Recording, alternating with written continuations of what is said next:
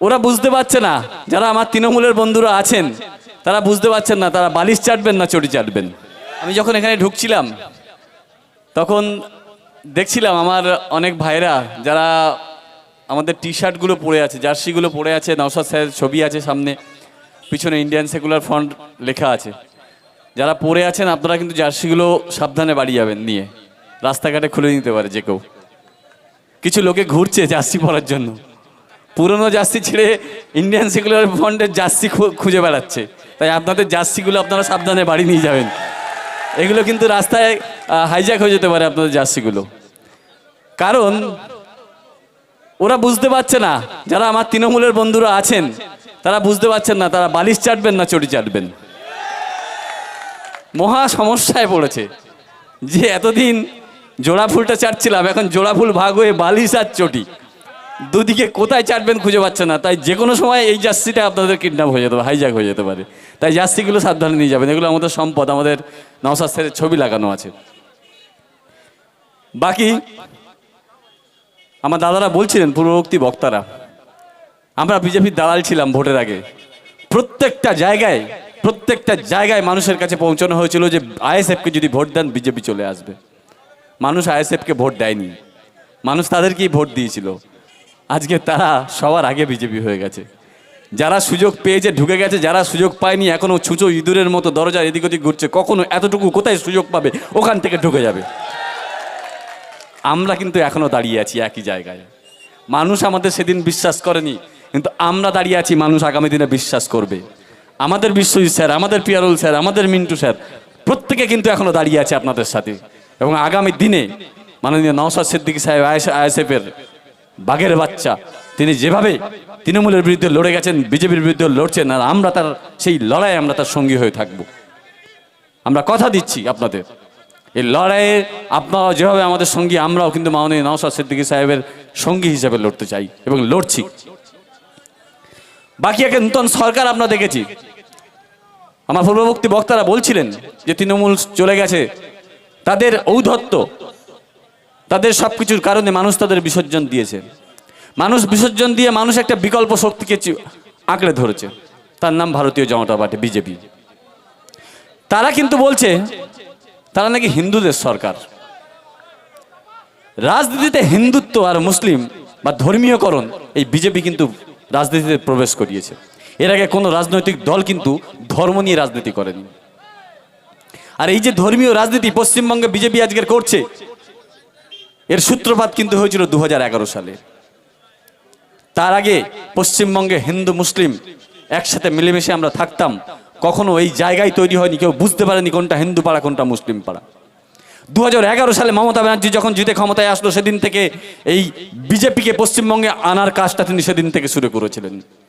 আপনারা জানেন মুকুল রায় বলে একজন তৃণমূলের নেতৃত্ব ছিল, তিনি তৃণমূল থেকে বিজেপিতে গেলেন। তিনি বলেছিলেন যাহাই তৃণমূল তাহাই বিজেপি। আর আজকে আমরা সেটা দেখতে পাচ্ছি, আমরা চাক্ষুষ প্রমাণ পেলাম যে যাহাই তৃণমূল তাহাই বিজেপি। বাবুল সুপ্রিয় তিনি বিজেপিতে জিতেও তিনি মন্ত্রী, তিনি তৃণমূলেও জিতেও তিনি মন্ত্রী। ভাবতে পারেন?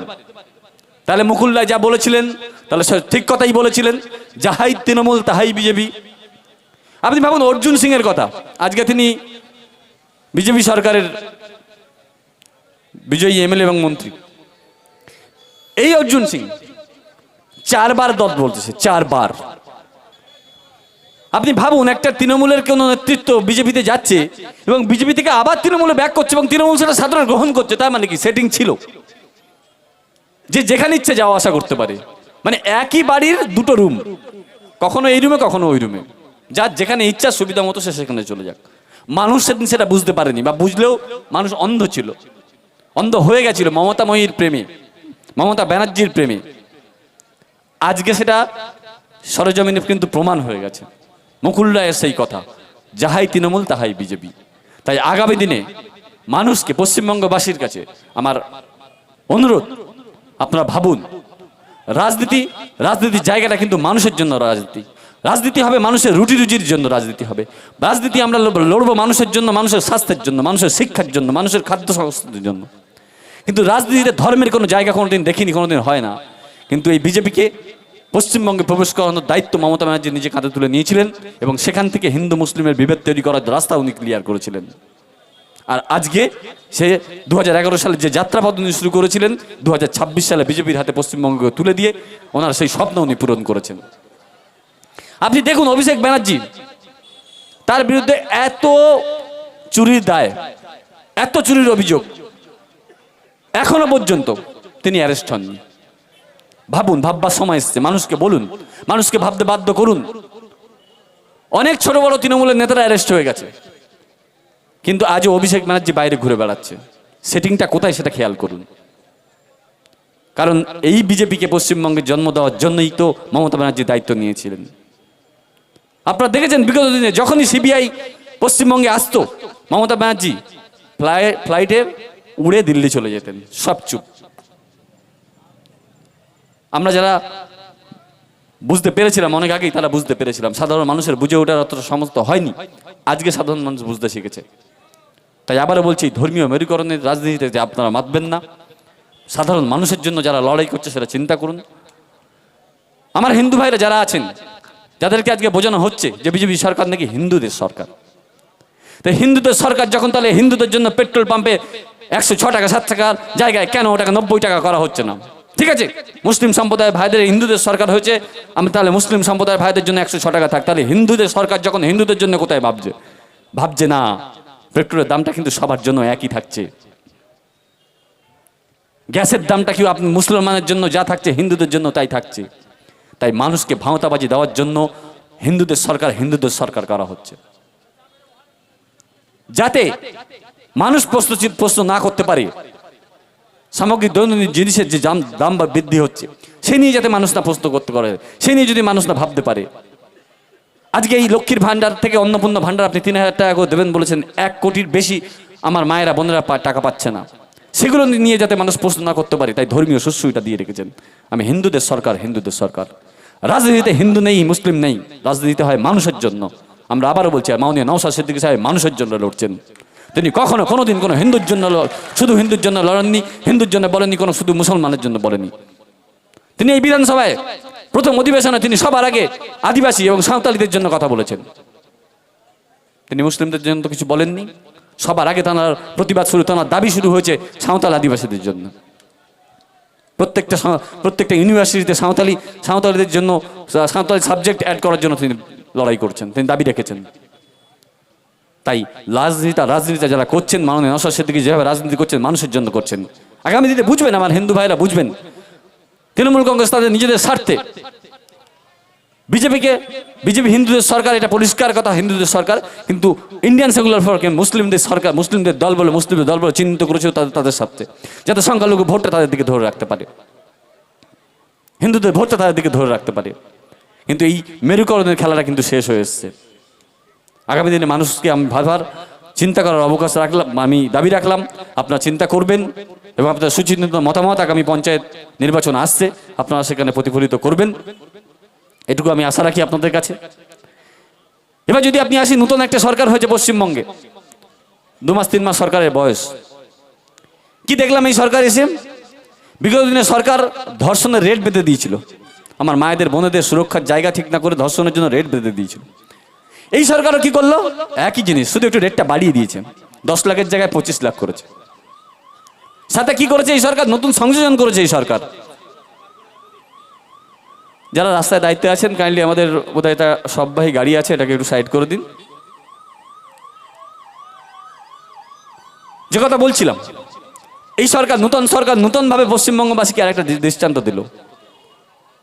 একজন ধর্ষণকারী, যিনি মানুষের গণরোষে তাকে পিটিয়ে মেরে দিয়েছে, তিনি একজন ধর্ষণকারী, তার নাম আছে। যিনি মূল সাক্ষী ছিলেন, তিনি বলেছিলেন যে তার নাম বলেছিলেন, তাকেও এই সরকার কি করলো? ধর্ষণকারীকেও এই সরকার চাকরি দিল, এই সরকার টাকা দিল। তাহলে নতুন সংযোজন। আগের সরকার শুধু ধর্ষণ যিনি হতেন, ধর্ষিতা বোনকে, ধর্ষিতা মাকে টাকার প্রলোভন দেখাতেন, আর এই সরকার ধর্ষিতা মা বোনকেও সাথে যিনি ধর্ষণকারী তাকেও দিলেন। কি দারুণ ব্যাপার না? নতুন সংযোজন হলো না? এই সরকার আসা পর্যন্ত এ পর্যন্ত বোধহয় 12 থেকে 14 খানা ধর্ষণ ঘটে গেছে পশ্চিমবঙ্গে। আমাদের নারী সুরক্ষার যিনি মন্ত্রী আছেন, তিনি এখন কি বলছেন জানেন? ধর্ষণ নাকি বিদেশেও হয়, এটা একটা রোগ, তাই এই রোগ সারানো যাবে না। এটা নাকি বিদেশেও হয়, তাই পশ্চিমবঙ্গে হবে। আশ্চর্য যুক্তি। তো এই সরকারের কাজকর্ম শুরু করেছে, সরকার উচ্ছেদ করতে শুরু করেছে।